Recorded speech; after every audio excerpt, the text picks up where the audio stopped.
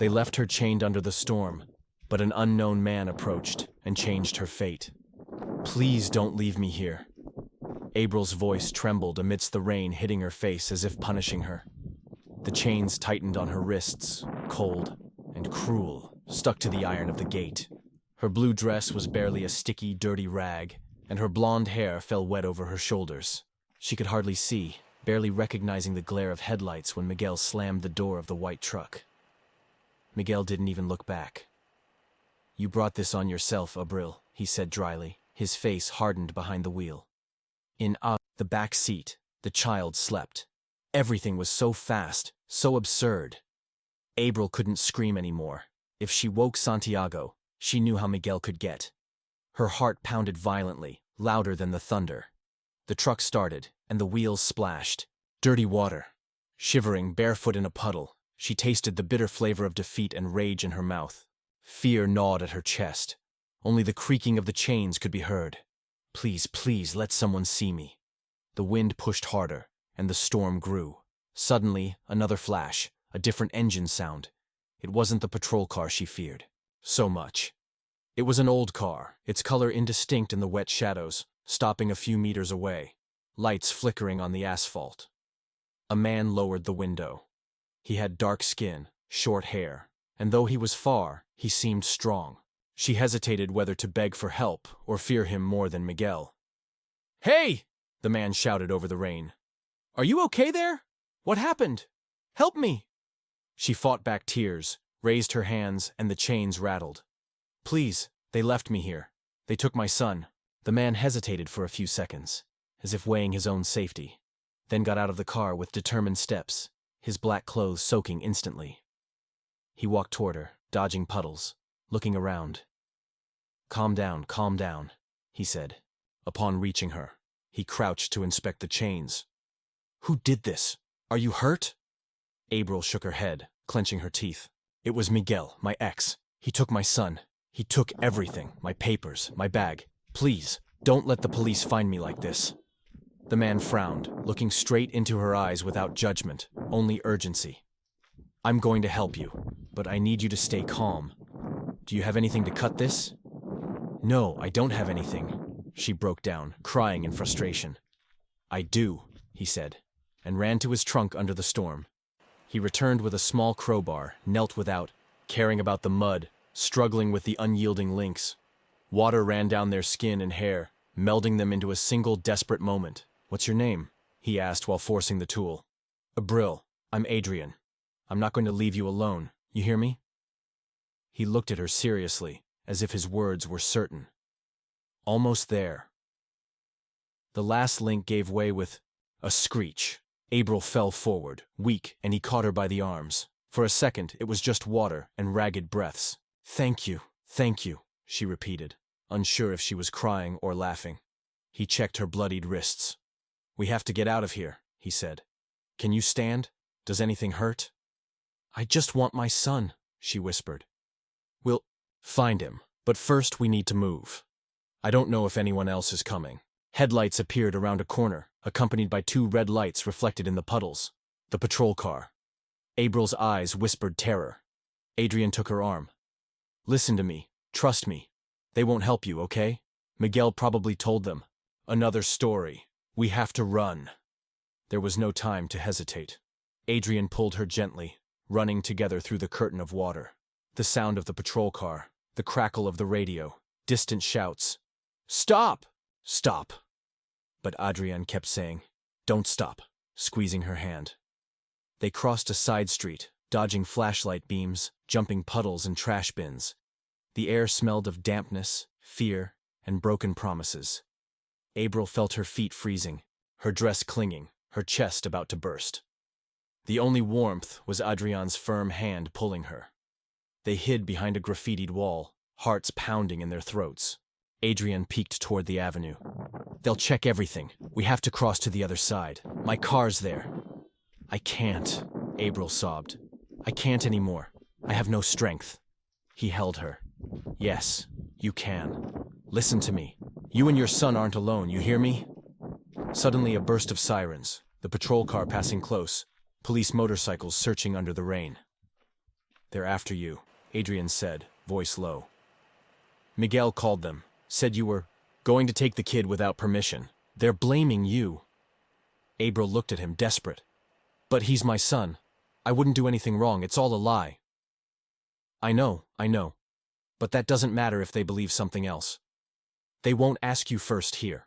We have to hide. Come on, he signaled quickly. Fighting pain and cold, they ran again. The asphalt was a river under their feet. They reached Adrian's car, a tired sedan but open. She got in first, trembling, hugging herself. Adrian went around, started the engine, and turned off the lights before slipping into a narrow street. When they were finally far from the sirens, April hugged herself. I shouldn't trust anyone, but I have nowhere else to go. Adrian glanced at her. You're not the first to tell me that. Sometimes the only shelter is the least expected. April lowered her gaze, fighting silent tears. I just wanted something better for him, for my son. I thought here in Mexico we could start over. I lost someone too, and I couldn't do anything, Adrian said softly, pain creeping into his voice, but not breaking. That's why I know how it feels. All of April's rage and exhaustion were hollowing her out. Thank you, she whispered, almost breathless.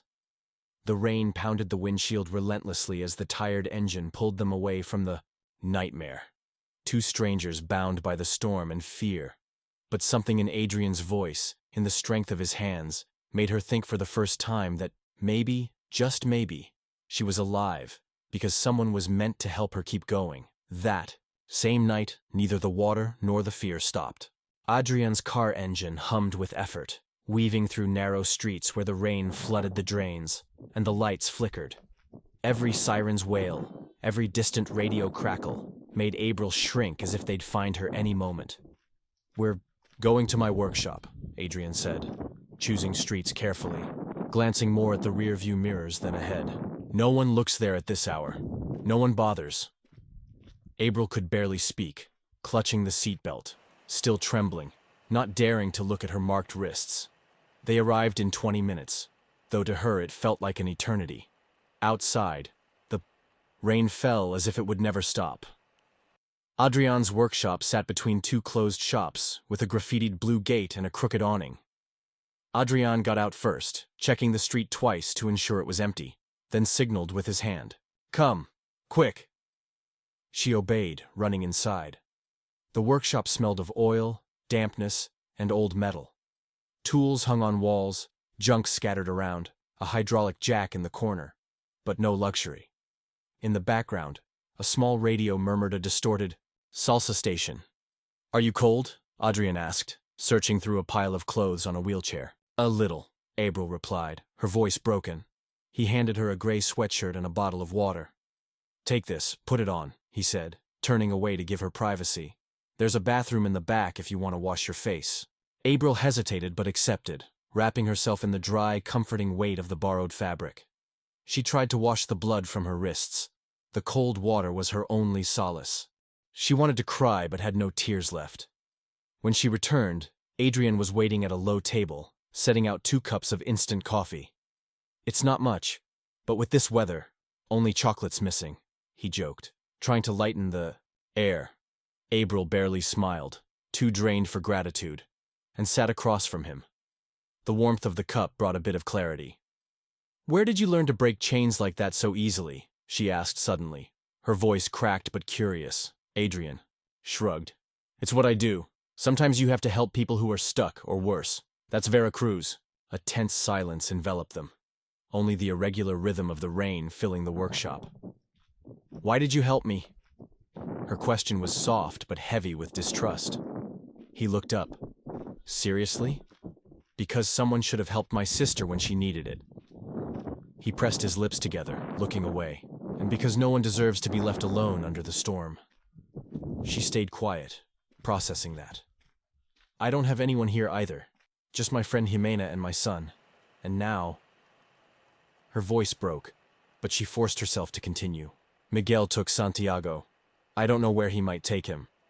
Do you have a way to contact your friend or know where Miguel might look for you? Abril hesitated. My phone was in my bag, and he took it. I don't know her number. By heart. It's been months since anyone called me. She rubbed her eyes, frustrated. Don't worry, we'll figure that out tomorrow, Adrian said, handing her a napkin. Rest a bit now. I'll stay here. No one knows you came. April nodded, but didn't move. Aren't you afraid of getting in trouble for me? They might come after you too. Adrian gave a shy smile. They've come after me for less, believe me. Veracruz isn't easy, not even for those from here. But I decide who to trust. Now, go to the hammock, please. Tomorrow we'll see how to find Santiago. Hours later, whether she slept or only dreamed, the uneven crow of a rooster and light filtering through a crack woke her. The storm had eased, leaving puddles and heavy air. April was still in the hammock at the back of the workshop, covered with the sweatshirt. Her body ached, but anguish pushed her to get up. Adrian was already at the table, drinking coffee, his eyes red from lack of sleep. When he saw her, he put down the phone. Good morning. Well, sort of. He smiled faintly. Any news about Santiago? April asked immediately, hope shattered. Adrian shook his head. It's barely dawn, but I called a friend at the taxi base and Mrs. Irma from the store. No one saw the truck, but Jimena's asking around too. He handed her a sweet bread wrapped in a napkin. Eat something. You'll need strength. Jimena's name lit up April's eyes. You talked to her? By message, yeah. She said she's looking for news and that you shouldn't let the police catch you. She's getting her people to find Miguel. That gave April some relief. Jimena always knew how to read things before they happened, she murmured to herself, then looked at Adrian.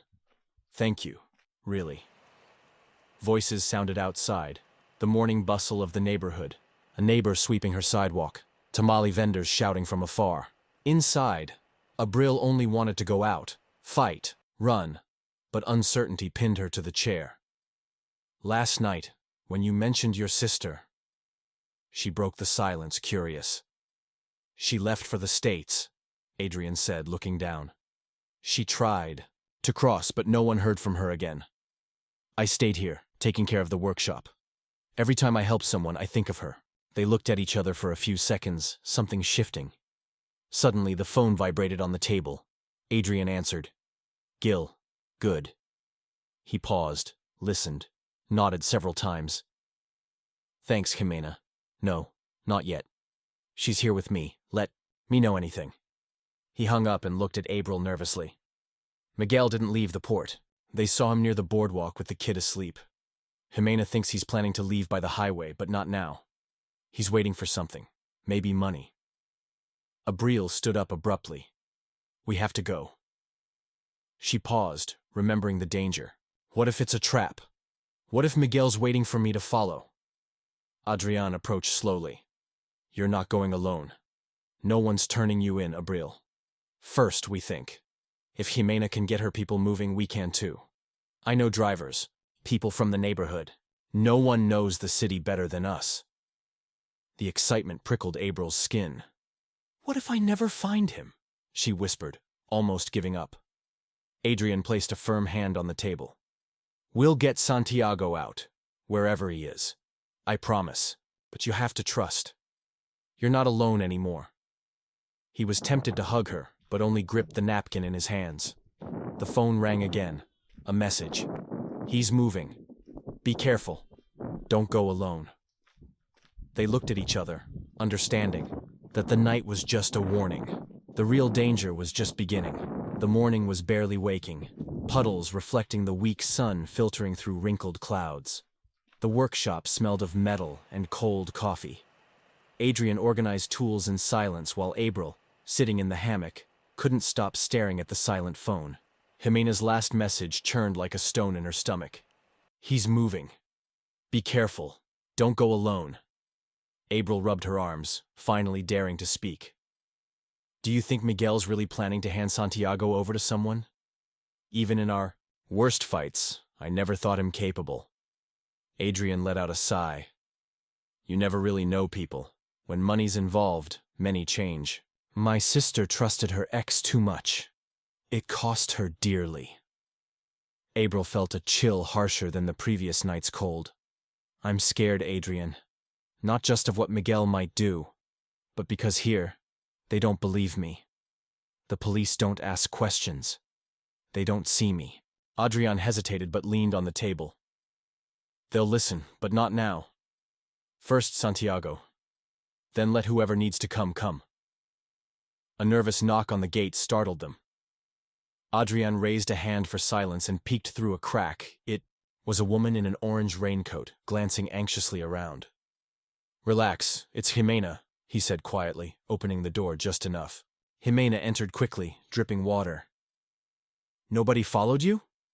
No, I came straight, 2 blocks on foot, and I checked the street. Hi, April. She hugged her tightly, closing her eyes for a moment. I thought something worse had happened to you, girl. You had me scared to death. April felt something loosen inside her. I couldn't stay still. I won't stop looking for Santi. Jimena checked her phone. My people found out Miguel called that aunt the shady cousin. She says he's meeting her this afternoon in the Coyol neighborhood. He wants money, Abril, and you can't let him get near you again. Adrian looked at a map on his phone. Coyol. There's a lot of car traffic heading north. Sure it's not a decoy?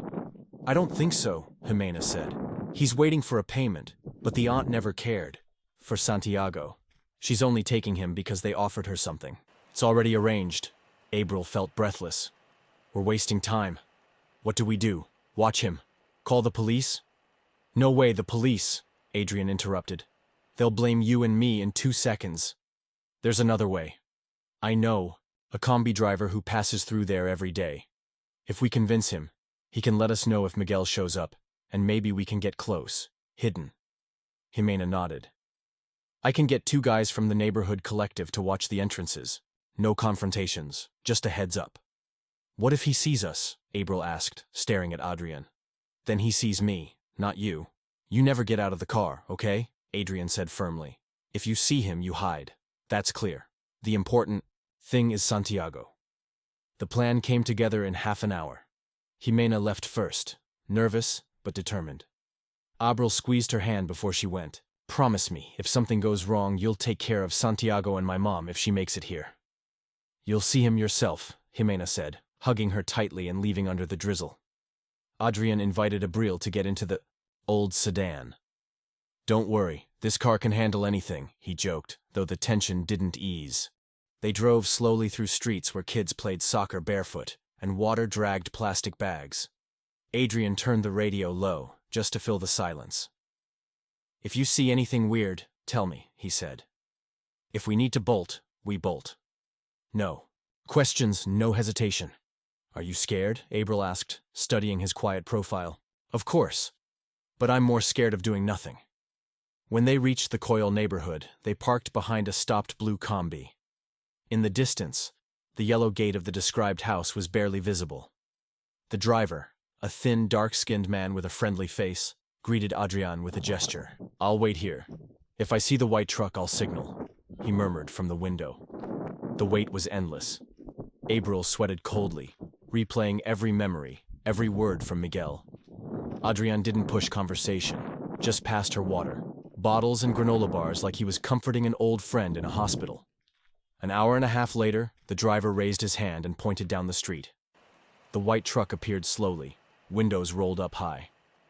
Miguel got out alone, though. Santiago's silhouette was visible in the back, playing with something. Another woman with a sour face came out to the gate. They started arguing, hard gestures, hands waving. April's heart felt like it would burst. Should I get closer? If I call him, he might run to me. Wait a bit, Adrian said firmly. Look how they're fighting. The aunt doesn't want to take Santiago, it's obvious. Suddenly, the situation escalated. Miguel raised his voice. The woman pushed the gate. Both shouted something inaudible. Santiago got out, looking around, tired and scared. For a moment, his eyes met Abril's from a distance. She raised her hand slightly. He widened his eyes as if seeing a ghost.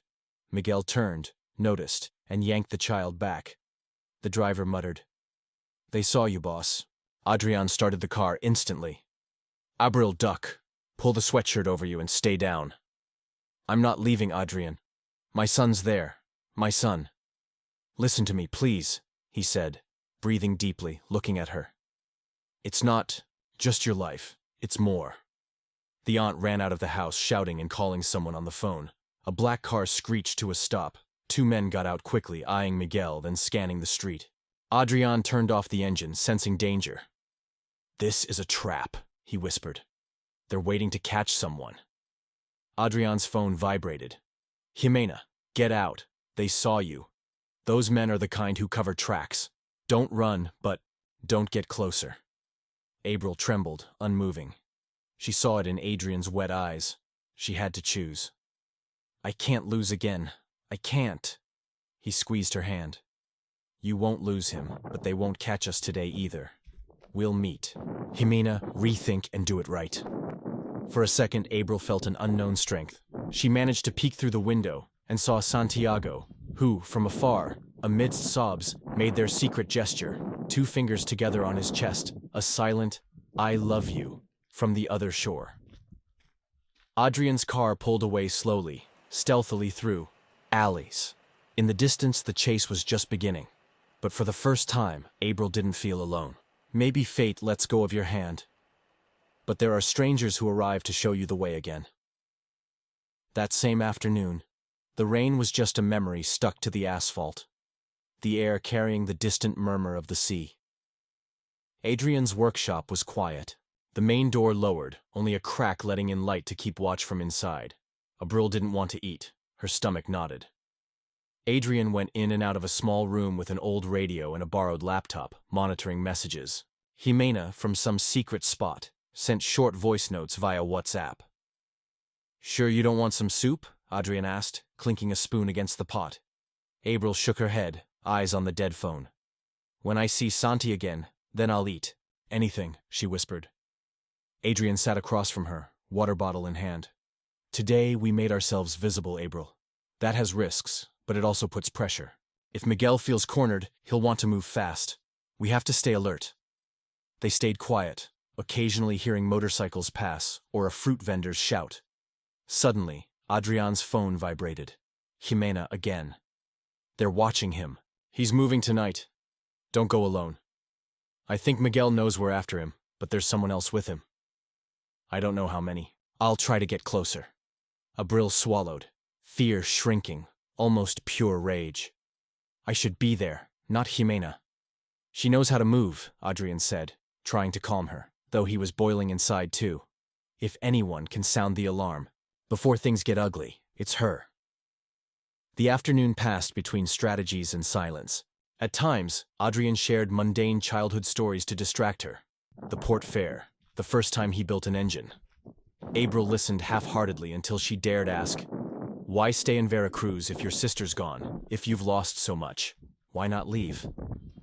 Adrian shrugged, playing with the bottle cap. "Here, I know who I am. If I leave, I start from zero, and I don't know if I have the strength for another new life. Besides, some people still need someone to hold on, like I once needed a hand." April smiled faintly for the first time that morning. "Right now, you're the one giving me a hand." "The world turns, doesn't it?" he replied, and they looked at each other, silently understanding what it meant to stand by each other in those impossible days. As dusk fell, the message that changed everything arrived. Jimena's voice was urgent, almost breathless. "Abril, they're about to leave. I saw them at the corner store on Lopez Mateos. Miguel's heading to the warehouse alley. I'm following. But if I stop responding, do what you must. Don't trust anyone else." Adrian stood abruptly. "We have to go now. The warehouse area is dangerous. And if Miguel feels threatened, he might do something stupid." "What if they catch her? What if they hurt her?" Abril asked, hands freezing. "That's why we're going. We can't wait. Stay calm. We'll take the old route, from behind. Take this." He handed her a black cap and a jacket. "Don't say your name. Don't jump out alone." They left the workshop quietly, using the car for just a few blocks, then on foot through wet alleys filled with sleeping dogs and trash piles. April felt each step as a challenge, her heart beating too fast. Suddenly, Adrian took her hand, not as a protector, but as an equal. At the corner of the second warehouse, everything changed. A muffled scream came from the back. Miguel's recognizable figure was struggling with Jimena, pushing her into an old warehouse. Santiago, face tense, walked ahead, held by the wrist by a stranger. Abril had to cover her mouth to not scream his name. "He saw us," Adrian said suddenly, crouching behind some sacks. He peeked out. "There's three. Miguel, the truck guy, and another. But Jimena's holding her own. We have to go in the other side." No time to think. They crawled through shadows and trash, finding a side door. Inside, it smelled of wet cardboard and rancid oil. Voices, shouts, veiled threats, and a child's soft crying echoed. "I don't care about the money. Give me my son." Abril pleaded silently. Not yet the moment. Suddenly, Miguel appeared in the corridor, hair soaked, eyes wild, shouting, "Nobody! Come closer, or I won't be responsible." In that second, Abril felt courage stronger than her anguish. She broke free from Adrian and stepped into the hallway without looking back. "Miguel, here I am. Let them go. Enough. You have no right." Miguel hesitated, as if not expecting such determination. "You failed me first," he muttered, lowering his arm. "You think anyone in this country cares about us? Nobody helps. Without a price. You're wrong. We do matter. Santiago doesn't belong to you, not the papers, not this pain. Let him go now." The other man struggled with Santiago, but the boy quickly broke free and ran to Jimena, who shielded him. Instantly, Adrian stepped in, and a brief but brutal scuffle broke out. Miguel shouting, the other man trying to intimidate.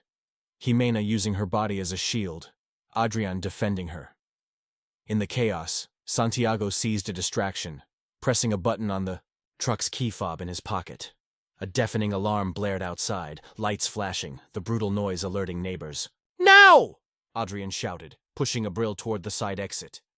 Jimena, with Santiago clinging to her waist, ran behind. Miguel managed to shove Adrian, knocking him down. The third man fled at the sound of the commotion.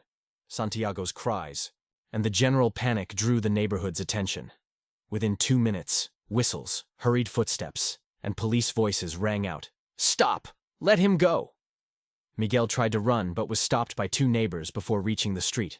One held Jimena, asking if she was okay. Adrian, bleeding from his brow, leaned against the wall, breathing heavily but with a tired smile. Santiago ran to his mother's arms. "Mom," he stammered, clinging to her. "I knew you'd come." Abril fell to her knees, hugging her son and crying silently while Jimena, panting, rubbed her back. Adrian approached slowly, face dirty with blood and sweat. When Abril saw him, she ran to him, squeezing his hand tightly. "You saved my life and my son's," she said in a trembling whisper. Adrian shook his head, as if he didn't deserve it. "You saved me too, from losing faith." The noise quieted, and the police began sorting things out. It all became clear. Neighbors vouched for Abril, voices ensuring she wasn't alone. Jimena, still breathless, smiled from the bench where she was being tended to. "I told you everything. Would change at dawn, girl." And so, with the street lit by the first lights and the neighborhood's bustle, Abril felt for the first time that even under the worst storm, a new day could be born. The next morning arrived as if unveiling the city. Soft light, a sea breeze slipping through walls, and the aroma of freshly baked dough from a nearby bakery. Abril woke still hugging Santiago, both half sitting in the workshop's hammock. There were no dreams, just confused nightmares and deep exhaustion in her bones. But opening her eyes and seeing her son there, breathing calmly, shook her deeply. She watched him for a long time, ensuring she hadn't lost him for real. Adrian moved slowly among his tools, brow bandaged, warm coffee in hand. Noticing Abril, awake, he approached quietly, not wanting to disturb the rare calm of that dawn. "Good morning, brave one," he said softly, with a crooked smile. "How'd you guys wake up?" Santiago, half asleep and disheveled, mumbled, "I'm hungry. Are there conchas?" Abril laughed quietly, nodding, and Adrian quickly fetched the bread, as if it were the day's most important task. Everything felt small and sacred, from coffee sips to bits of butter shared on napkins. At times, Abril looked at her son, her voice trembling when she spoke. brushing his hair as if doubting he was real. Forgive me, my love, for all this mess, for the scare. I just wanted to keep you with me. Santiago shook his head. You don't have to say sorry, Mom. You always fight for me. Adrian watched from a distance, pretending to tinker with a VW engine, not wanting to intrude but staying close, fidgeting with unneeded tools. They stayed like that for a while, the three of them in the workshop, soft radio in the background, each settling their fear in its place. Jimena arrived, later dragging a market bag with force and a huge smile, though her eye was still bruised and her voice shook. My precious boy!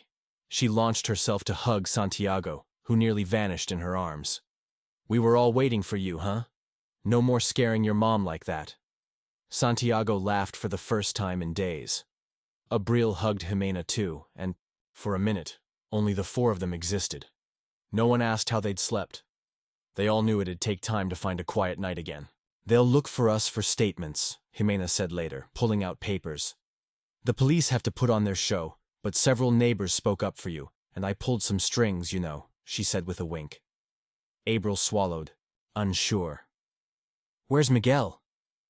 Detained, Adrian replied, head down. They took him last night. It wasn't pretty, but the judge who came listened to you. Santiago's testimony will help a lot. For a moment, Abril felt such immense relief that tears welled up, though she didn't let them fall. She sat at the table and breathed deeply. I don't know what'll happen. They might deport me. I might lose everything, but for the first time I feel like I don't have to run. Jimena squeezed her hand tightly.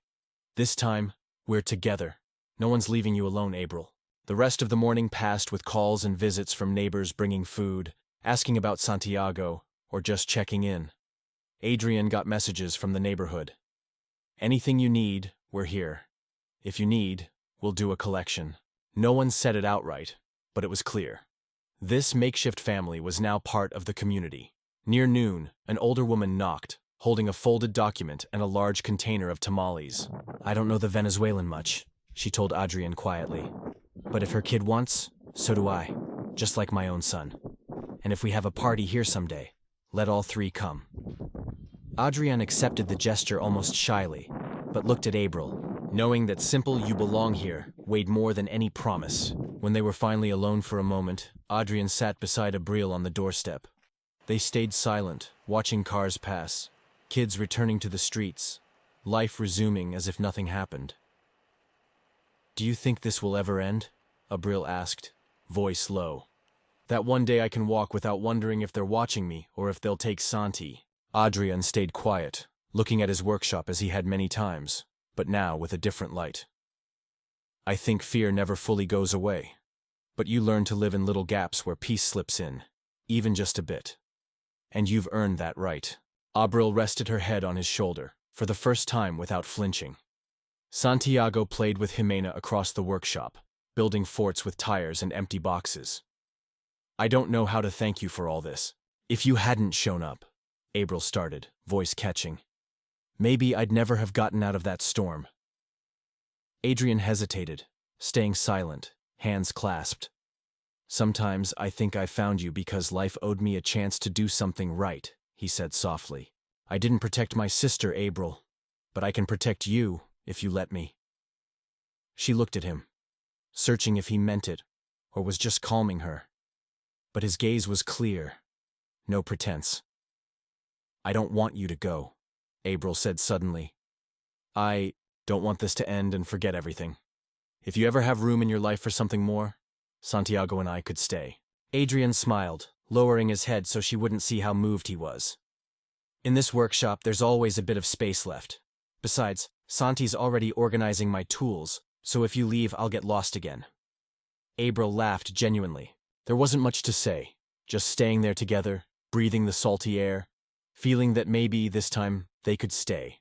Hours later, as the sun set and neighborhood kids set off early festival firecrackers, someone taped a flyer to the workshop door.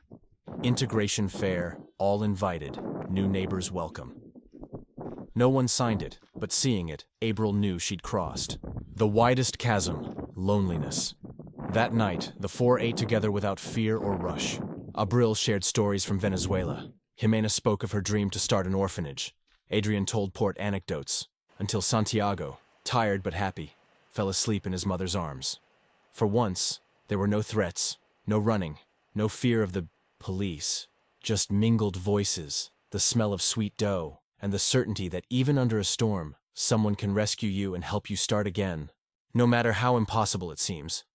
That afternoon, sunlight slipped through dirty skylights, and the workshop held a strange calm, like the aftermath of a storm. Outside, the street went on, kids' laughter, makeshift vendors, a city used to moving forward even when someone within it was breaking. Abril washed dishes at the sink, distracting herself with warm water. Santiago played quietly with an old toy car, and Jimena tried to organize the mess of papers and clothes from their comings and goings.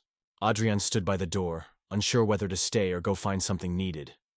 "You going to the festival?" Jimena asked suddenly, holding the flyer left at the door. "You don't have to, but people want to see you, Abril." She shrugged, still scrubbing a glass. "I don't know if I want everyone looking at me, thinking I'm a problem or a pity." "You're no problem," Adrian said, stepping closer. "The neighborhood saw you fight. They get it. Besides, no one will dare say anything bad while I'm around." He said it seriously, but with that half-smile now familiar to Abril. For a moment, the three fell silent, knowing something had changed after that night. Santiago looked up, curious. "Can I go too?" "There's games, Mom, and Jimena says there's a singing contest." "If we all go together," Abril decided, drying her hands. "But first, we clean up this mess. No one's going to the festival. Dirty." They split tasks among the four, Jimena sorting clothes, Adrian taking out trash, Santiago sweeping with a broom twice his size. Small things, slow hours, as if the day stretched just to let them learn to be a family again. At noon, an unexpected visitor arrived. Licenciada Morales, the social worker handling Abril's case. She peeked through the door, notebook in hand, looking tired. "I'm not here to bother, just to check on you. Can I come in?" "Of course, come in," Adrian replied, making space. "Good morning, Licenciada," Abril greeted, drying her hands on her pants. "Good morning," the woman said, smiling kindly at Santiago. "I just wanted to update you, Abril. The judge decided Miguel will be transferred to another city while they investigate. Your residency proof and the neighbor's testimony help a lot, though the process continues." Abril breathed deeply, as if shedding half a ton. "Thank you for letting me know." Santiago, curious, tugged his mom's sleeve. "My dad won't take me anymore?" Morales crouched to his level. "Don't worry, Santiago. You'll stay here, studying and playing with your friends. Just behave and take good care of your mom." Abril swallowed. "Thank you, from the heart. I don't know how I got so much solidarity here." Morales explained practicalities, follow-up appointments, papers to sign, the neighborhood's support if anyone troubled her. She listened with rare patience for government offices, taking notes while Jimena served coffee. Before leaving, Morales paused at the door. "You're not alone. This neighborhood moves with hugs and scares, but it never forgets the brave. Count on me." After she left, the workshop's air felt lighter. Adrian suggested, "Let's shower and get cleaned up. If we're showing ourselves, let's do it with all the dignity in the world." "I don't have anything nice," Abril protested, half smiling, "but it's enough that Santi's clean." "I have my quinceañera dress," Jimena joked, "the one I didn't want to take off, even to sleep." Amid forced laughter and freshly washed clothes, the workshop turned into an impromptu makeup salon. Adrian wore his least worn shirt, and Abril found a nearly used-up lipstick in Jimena's bag. For the first time in days, looking in the small mirror by the gate, she recognized herself, half alive, capable of dreaming again. The festival started early with kids' shouts and the smell of tamales and corn on the sidewalk. Colored lights hung from old wires, and tropical music blared from speakers, hitting peeling walls. Abril felt nerves rise as they crossed the street. "Don't let go of me, Adrian," she said, gripping his hand tightly. "Not letting go, no way," he replied, squeezing gently. In the plaza's heart, people gathered quickly. Neighbors she'd never seen greeted her. Older men looked at her with respect. Santiago ran to jump into games while Jimena greeted collective friends. "Welcome," two neighbors said, smiling. About time you came to make noise like the rest of us. I don't know if I know how, April said honestly. Just laugh and dance, they winked. Don't let anyone take what you fought for. Kids, seeing Santiago, invited him to the singing contest. He hesitated, clinging to April, but she whispered, "Do it, my love. Win or lose, you're this family's brave one." Santiago climbed the makeshift stage and without a mic, sang a ranchera his mom hummed to him as a baby. The neighborhood cheered, some with tears, others with shouts of encouragement. In that moment, April knew she wasn't invisible anymore. She belonged. As the noise grew and the workshop emptied, Adrian and Abril stood apart near a paper garland. He took her hand without speaking, looking at her seriously. "I don't know if this is what you dreamed of, but I'd like you to find your new home here. If you want, this workshop can be yours too. Not much wealth, but the door's always open for you and Santi." Abril looked at him, letting the music and color wash over her. "I don't know if I deserve this much, Adrian. I came running, thinking I'd only break what little I had. But you made me believe again. You taught me too," he whispered, "to not stop hoping for those who need light in the storm." Amid the bustle, Jimena rescued Santiago, who ran up, excited, with a small wooden trophy. "Mom, I got second, but they gave me a prize anyway." April lifted him, laughing. "You're worth more than any trophy, champ." The night found them celebrating, surrounded by neighbors, dancing in the heat and music, hearts much lighter. Jimena, tired but happy, summed it up. "When you find your place, no storm can break you." And for the first time since arriving in this country, April believed it. Because there, among friends, promises and laughter, it was impossible not to feel the destiny could indeed change for the better.